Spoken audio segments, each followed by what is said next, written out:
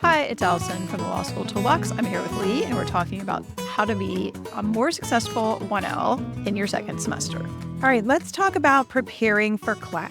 This is an area that a lot of 1Ls specifically find they want to make some changes, likely because you, like me, spent too much time and effort preparing for class when you needed to remember what the point of preparing for class was. So first off, you want to think about how you're going to prepare for class this semester. Reading, briefing, using supplements. Are you going to make changes to how you prepared for class? Are you going to, be more efficient? Are you going to trim some of the time? How are you going to take notes? Are you going to try book briefing? There are lots of different things that you can try, but you want to evaluate what went well and what was challenging. So you can implement a better system for the next semester. I also think it's important to think about when you will do your reading and other class prep, because I think this is a trap a lot of law students fall into, is doing this reading like at night when they're exhausted, and then they don't retain anything, and then they go to class and they can't remember what they read. Yeah, I think you just got to know yourself here. So for me, I think I did one written brief because they forced us to. I never did another one. I book brief. I'm a visual learner. But yeah, I think you got to keep class in perspective. The point of class is to help you learn the material.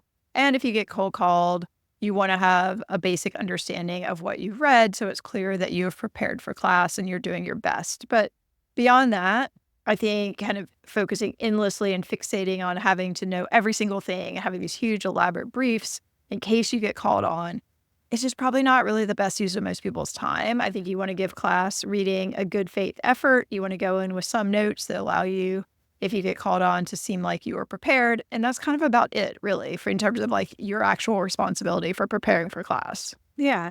And the further you get into law school, you should find it easier to read these cases, the more used to reading in the legal format, becomes. And Right. So if you don't find that you're getting more efficient, that's kind of a flag, and you want to maybe go talk to academic support and ask them like what you may be doing to kind of be a little slower and not being able to get your prep done in time. So it is just really important to make sure that this doesn't take over your schedule.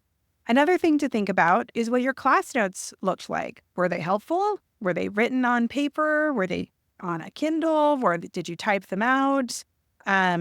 What worked last time? What didn't? Do you want to try something new? I think the beginning of a semester is a great time to test some new note-taking techniques if you're trying to mix things up and help with retention and understanding in class.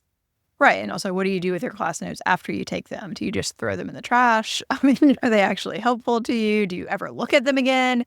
There are techniques you can use, like starring things with certain words that your professor has flagged as being really important, so that if you're doing electronic versions of things, you can go through and look at like professor says, and those are kind of highlights for you.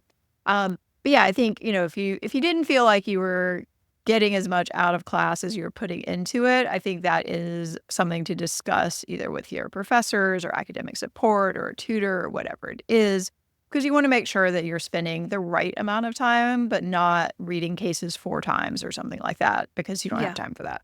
Yeah. I also hear students talking about using AI to go through their class notes, to develop things. I mean, listen, we love some good AI.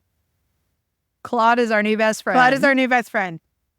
You do need to be thoughtful about how you're using AI and make sure that you're not having it do work that you're going to need to be accountable for, in the sense that, like, if Claude is synthesizing all the material and then you're not really understanding how it fits together, like, that's not a good use of our friend Claude. Yeah, Claude already knows torts. Like, you could just ask him. It's actually just way more efficient, than having Claude summarize your notes for you. Just ask Claude what he thinks about negligence. He'll tell you. He can even quiz you. It's actually a really good use of the AI tools are to quiz you on things. Yes. But yeah, just having it kind of make an outline from your notes, I'm not sure is any more useful than picking up an outline that someone else made for you. No, I think it's pretty much the same thing. It's just going to have less errors in it because Claude did it for you.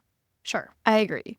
Thanks, everyone, for watching. Check us out at lawschooltoolbox.com and be sure to subscribe so you don't miss anything. Stay tuned as we continue the conversation about how to set yourself up for success for the second semester.